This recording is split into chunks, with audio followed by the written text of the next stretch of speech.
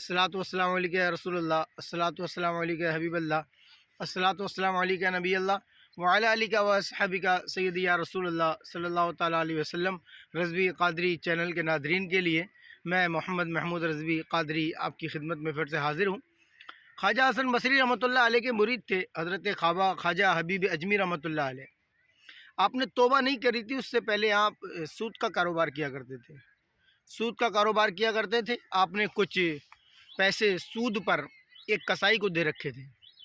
آپ اس کسائی کے پاس جاتے ہیں اور کہتے ہیں کہ میرے پیسے مجھے واپس کر۔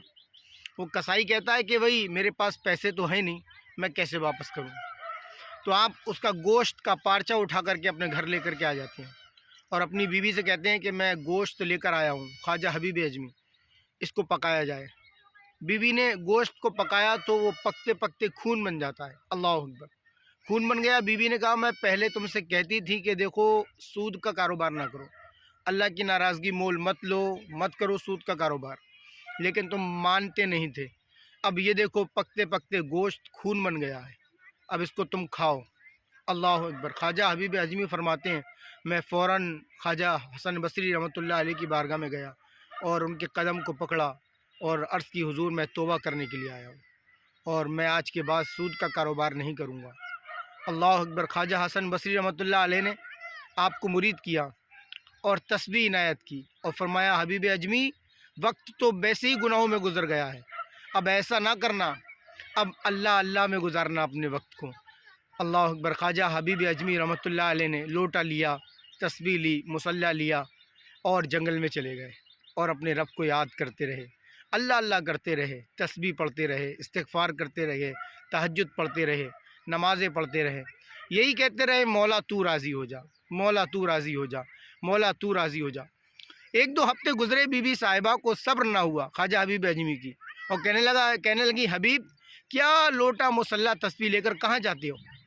جاؤ کوئی کام کاج کرو، کوئی محنت مشقت کرو تاکہ ہم بھی کوئی ترنے والا کھائے، ہم سے یہ روکی سوکی روٹی یہ نہیں کھائی جاتی۔ اللہ اکبر۔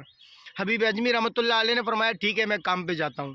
حبیب اجمی نے پھر تسبیح لوٹا مصلی لیا اور جنگل میں چلے گئے اور اللہ اللہ کرنے لگے۔ اور صوفیہ اکرام کا تو یہ مزاج ہی رہا ہے الحمدللہ۔ وہ علامہ حسن کہتے نہیں، یہ دل میں ہو یاد تیری اور گوشہ تنہائی ہو، پھر تو خلوت میں عجب انجمن آرائی ہو۔ تو صوفیہ اکرام کا یہ طریقہ رہا ہے الحمدللہ کہ وہ تنہائی میں اللہ اللہ کرتے تھے۔ پہلا دن ہوا، گھر پر آئے، بیوی نے کہا حبیب محنت کی؟ کہا کی۔ کہا مشقت کی؟ کہا روزگار تلاش کیا؟ کیا۔ تو کہا پیسے کہاں ہیں؟ اللہ اکبر۔ کہا وہ میں جس کا کام کرنے کے لیے جاتا ہوں نا وہ بڑا کریم ہے، اس نے کہا ہے کہ کل لے لینا۔ اللہ اکبر۔ بیوی دوسرا دن ہوا، فجر کی نماز پڑھی، لوٹا لیا، تسبیح لی، مصلی لیا اور جنگل جانے لگے۔ بیوی نے کہا حبیب کہاں جا رہے ہو؟ کہا کام کرنے کے لیے جا رہا ہوں۔ کہا اس سے کہہ دینا کہ کل کے پیسے دے ورنہ کام نہیں کرنا۔ اللہ اکبر۔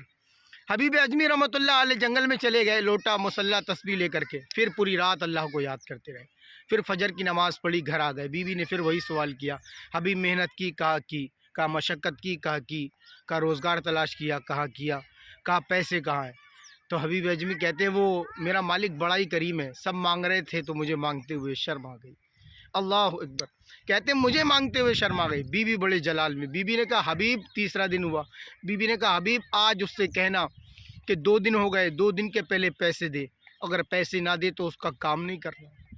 حبیب اجمی رحمۃ اللہ علیہ جنگل میں چلے گئے اور رونے لگے اور کہنے لگے پروردگار تو ان اللہ علی کل شیء قدیر ہے، تو ہر شے پہ قادر ہے، تو رزاق ہے، رزق دینے والا ہے، تو واللہ یرزق من یشاء بغیر حساب ہے، جسے چاہتا ہے بغیر حساب کتاب رزق عطا کرتا ہے۔ مولا میں نے سود کا کاروبار چھوڑ دیا ہے، مجھے رزق عطا کر، حلال رزق عطا کر۔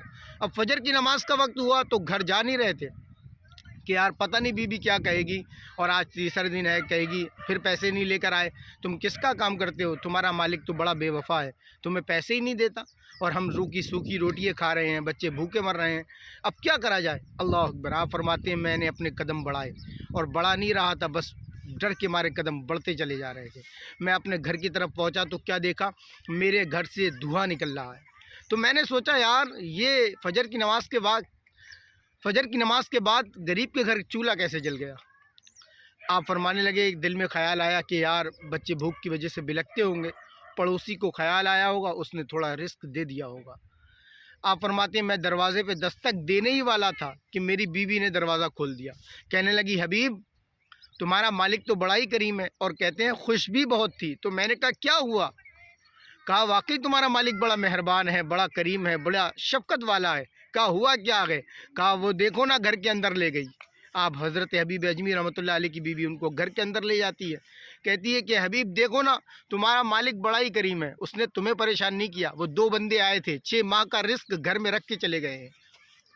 حبیب اجمی رحمۃ اللہ علیہ رونے لگے، کہا حبیب رو مت، تمہارا مالک بڑا ہی کریم ہے، اس نے صرف رزق ہی نہیں رکھوایا ان 2 بندوں سے، بلکہ ایک رکا ایک چٹھی بھی چھوڑ گئے ہیں، اور کہا یہ حبیب کو دے دینا۔ اللہ اکبر۔ حبیب اجمی نے اس خط کو کھولا، اس چٹھی کو کھولا، اس رکے کو کھولا، کھولنے کے بعد اس میں لکھا ہوا تھا اے میرے بندے تو ایسے ہی مجھے تنہائیوں میں یاد کرتا چلا جا، میں تجھے ہی ایسی رزق عطا کرتا چلا جاؤں گا۔